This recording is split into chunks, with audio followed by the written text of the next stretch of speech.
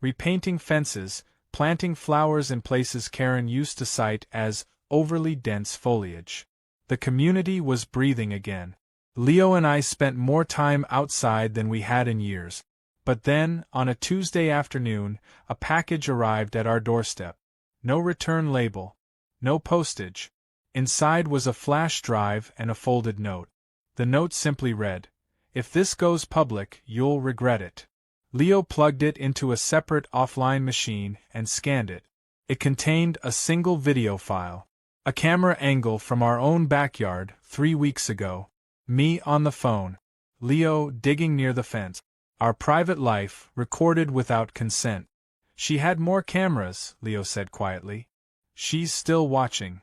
And just like that, we knew Karen's game wasn't over. She had fallen, but she hadn't disappeared. She had been waiting, plotting, holding on to the one thing she thought we couldn't fight: fear. But she was wrong. Because now we weren't just defending ourselves. We were going to expose every last secret she thought she still owned. We stared at the flash drive on the kitchen counter like it was a ticking bomb, the silence between us thick with a mix of fury, disbelief, and something else we hadn't felt in weeks: pure exhaustion. Karen's message was clear, and it wasn't subtle. The footage on that drive wasn't just about proving she still had eyes in the neighborhood, it was about reminding us that even stripped of her title, her authority, her reputation, she still had reach. That even a dethroned queen could throw a dagger from the shadows. The clip wasn't long, maybe 30 seconds, but it was the angle that made my stomach twist. It had been taken from high up, zoomed in, grainy but close enough to see my face, the exact expression I wore while telling Leo we had to stay quiet about the safe files until the audit completed. She hadn't just recorded us, she'd targeted a moment she thought would scare us into silence. Leo didn't speak for a long time.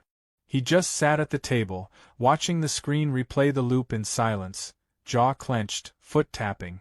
I could tell he wasn't scared. Not exactly. He was processing it differently, not as a threat to retreat from, but as a puzzle that still had missing pieces. "She's bluffing," he finally said, almost to himself. "She doesn't have access to our cameras anymore."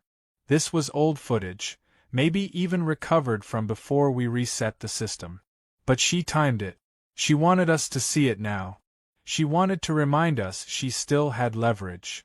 I nodded slowly, still staring at the paused frame of my own face. "And if she's bluffing, that means she's out of options." "Maybe," he replied.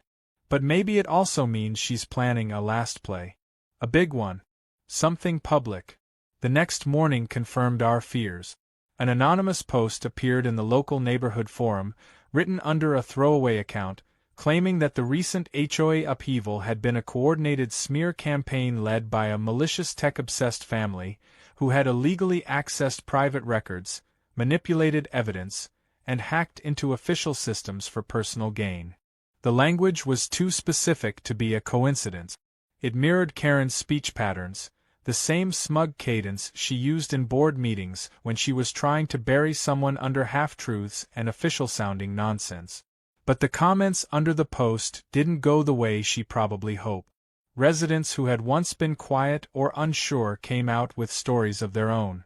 Carol wrote a detailed reply describing her experience with the fines and fabricated violations. Amir shared how he'd tracked down his HOA payment history and discovered dozens of unexplained charges that disappeared after Karen was removed. Even Janet chimed in, posting a screenshot of one of the fake vendor invoices and asking if anyone else had similar records.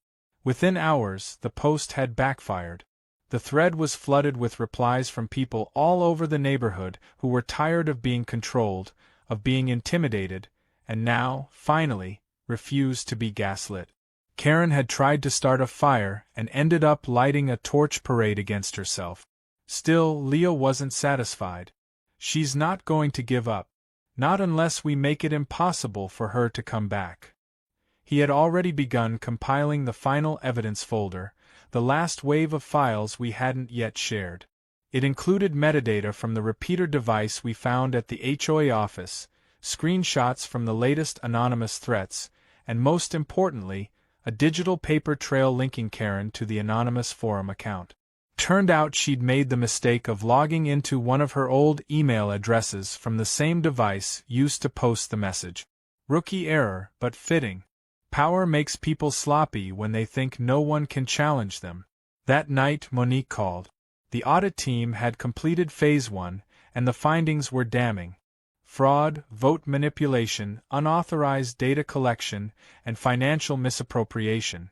But there was one last thing they needed: proof that Karen had attempted to obstruct the investigation post-removal. Leo's packet was the nail in the coffin. We delivered it in person the next morning. Monique's office, tucked inside a red brick municipal building downtown, was smaller than I expected. No glamour, just steel file cabinets and a woman who looked like she'd spent the last decade trying to clean up other people's messes. She read through the summary silently, lips pressed thin. When she finished, she looked at Leo. "You've done more investigative work than half my department. Just out of curiosity, what made you start digging?" He shrugged. "She stole our Wi-Fi." Monique blinked, then laughed, long and sharp. "Well, bless her for being dumb enough to mess with the wrong nerd." By that evening, news had spread. Karen had been served with an official notice of criminal investigation. The zoning officer, her cousin, had been suspended pending ethics review. The city was launching a full transparency audit of all neighborhood associations in the district. It was over. Truly, this time. Leo and I stood in the backyard, where it had all started, watching the soft flicker of the garden lights come on. No cameras pointed at us now. No shadows lurking behind fences. Just stillness. And for the first time in what felt like months, it didn't feel tense.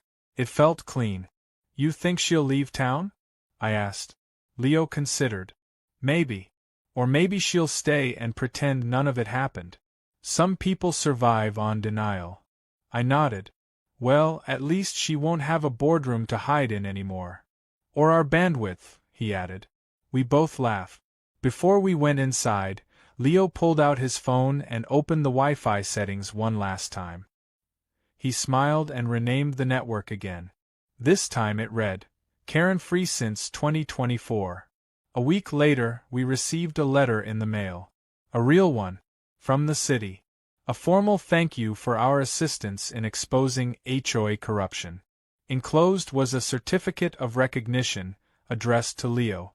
It called him a community hero. I asked him if he wanted to frame it. He shrugged. Nah.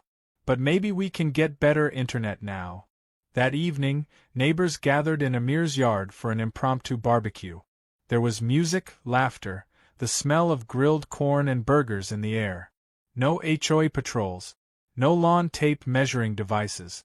Just people, relaxed and finally free. At one point, Janet raised her glass and toasted to "the boy who changed the password and rewired our future." Everyone cheered. Leo pretended to cringe, but I saw him smile when he thought no one was looking. As the sun dipped low and the fireflies came out, I sat in a lawn chair and thought about everything that had happened. About how something as small as a stolen Wi-Fi signal had uncovered a fortress of lies. About how a teenager with a laptop had brought down a regime. And about how justice, sometimes, starts with the simplest refusal to be pushed around. When we finally went home, Leo stopped at the front door and looked back. "You know," he said, "maybe next time she should read the terms and conditions." I laughed as the door shut behind us, the porch light humming gently overhead. Karen's rule was over. Our story was just beginning.